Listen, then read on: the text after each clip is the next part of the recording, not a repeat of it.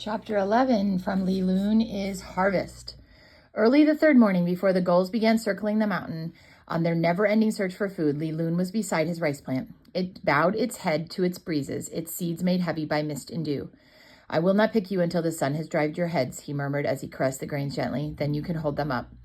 From the cave, he took the 12 grains of rice, which would be his breakfast and dinner on the last day of his aloneness on the mountain. There was a half dipper of water, too, warm water, but he drank it all. Then, taking one kernel of rice at a time, he champed and munched. "I'm chewing long enough to be eating 4 pig's feet," he chuckled. He stretched himself on the rock before the cave. "Stomach," he patted it lightly, "do not get hungry today. The new rice is not for us to eat. We have a long walk over rough stones to the North Temple. That is where we will go first." Li Lun was impatient to start for the temple, yet he was reluctant to harvest his rice plant.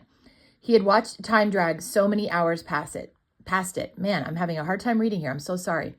Now he enjoyed seeing the heads gradually lift as the sun pulled the mists from their husks. "Did you know that I came 4 times last night to see if you were all right?" Li Lun asked the rice stalk. "I could not sleep for thinking about taking you to the temple today. I'm going to take you, roots and all. The priest expected me to bring 5 plants, but he will understand if I bring only 1. He has a knowing heart." At first, Li Lun thought he would carry the plant in his hands. Then he feared that some of the grains might fall out. "When it's time to take you, I shall put you into the deep pocket of my padded jacket," he decided. Li Lun talked on and on as he chewed his rice grain breakfast.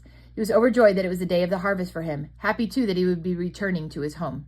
He wondered how many fish the men had brought home from this deep sea water. Would they have shrimp and squid too? He looked down upon the village, but it was still sleeping. A few older men, he could not tell who they were pulling seaweed to the drying racks.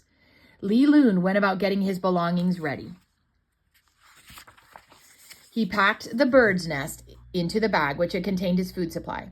His dirty clothing he rolled into a bundle. The bamboo poles he tied to the carrying pole. The gourd dippers he strung about his neck. As he took the small package of dragon bones from the ledge and stuck it into the deep pocket of his coat, he smiled. Not all the fears of the mountain had forced him to open it. Then he went out to his rice patch. His heart was singing. Now that it was time to go, he could hardly wait to be home again. His mother would cook rice cakes seasoned with shrimp and seaweed. Li Lun's eyes shone brightly at the thought, and his father would be proud when he saw the rice his son had raised. The long-awaited moment had come. Gently, Li Lun pulled the rice plant from the soil. The dirt fell away easily from the roots. Almost, Li Lun thought, as if it were happy that the rice was going to the temple.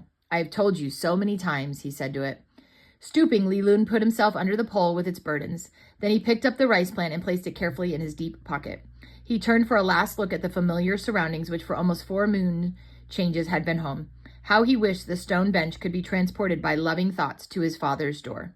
"I shall have to leave the bench for you," he told the gulls that circled above. "Goodbye, gulls." Li Lun waved to them. "I will not disturb you again." He turned from the cave, glad that the long, dreary nights now belonged to the past. The rice repaid him for those nights. Days he had been so busy caring for the rice plants that the time had really not seemed overlong. He turned and gazed back from the bend in the trail. A lump caught in his throat. The gulls were already claiming the bench and his old sleeping quarters. With a joyous heart, he followed the pathless trail down the mountain. Almost Li Lun had forgotten about the cliff which sloped into the sea, but it held no terrors for him now. He had crossed it so many times with a dipper of water. The green bushes which grew on its rocky surfaces were now bare, scrawny twigs. He grasped them tightly and crossed safely with his full load. As he picked his way over the rocks, he considered how he would go to the temple without going through the village of 3 fir trees. At the foot of the mountain, one trail led directly to the village. Another path wound around back of the mountain between Lao Shan and Lo Shan and led at last to the temple.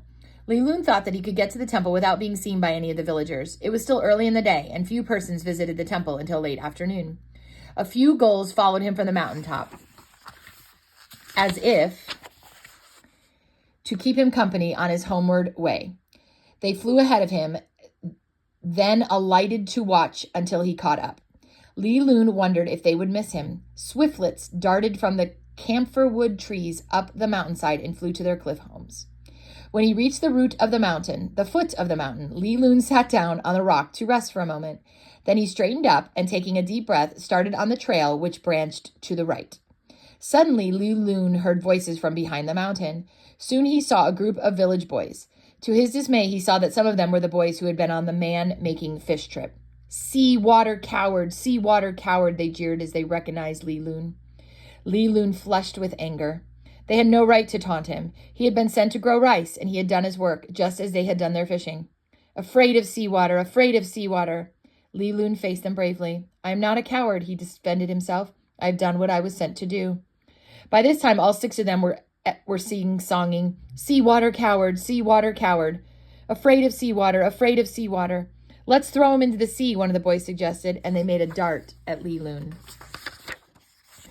But Li Lun was not entirely unprepared. Dropping the carrying pole from his shoulder, he started flaying the bamboo pole right and left, up and down. The boys were taken completely by surprise. They scattered in all directions to avoid the sudden trouncing. Then, while they planned what to do next, Li Lun climbed under the yoke of the carrying pole and hurried on toward the temple. After he had gone a short distance, he glanced over his shoulder. He was dismayed to see that the boys were still following him. With no load to weight them down, they could run faster than he. Li Lun grabbed the bamboo pole tightly and stumbled ahead. If only he could get around the next bend, he would be in sight of the temple. He glanced swiftly back to gauge the speed of the boys. They were gaining on him. Again, the sing-song taunts began. Li Lun's heart quickened as he heard them. If they used their breath to hurl coward words, he reasoned they would have much less for running. They had almost reached him when he stumbled through the little gate into the tea grove adjoining the temple. There, on a stone bench beside the temple steps, sat a priest. The same priest who had talked to Li Lun on the mountaintop. Gasping for breath, Li Lun stood before him. Mountaintop rice grower, exclaimed the black-robed priest, I am glad you have come. The village boys stopped short when they saw the priest, but they lingered outside the gate and hurled coward threats at Li Lun. The good one turned from Li Lun and walked over to them. Tell your people to come to the temple with the long sun shadows today, he commanded. Tell everyone in the village to come. There is something. He turned to look at Li Lun, crouched at the foot of the temple steps. There is something of importance to tell them.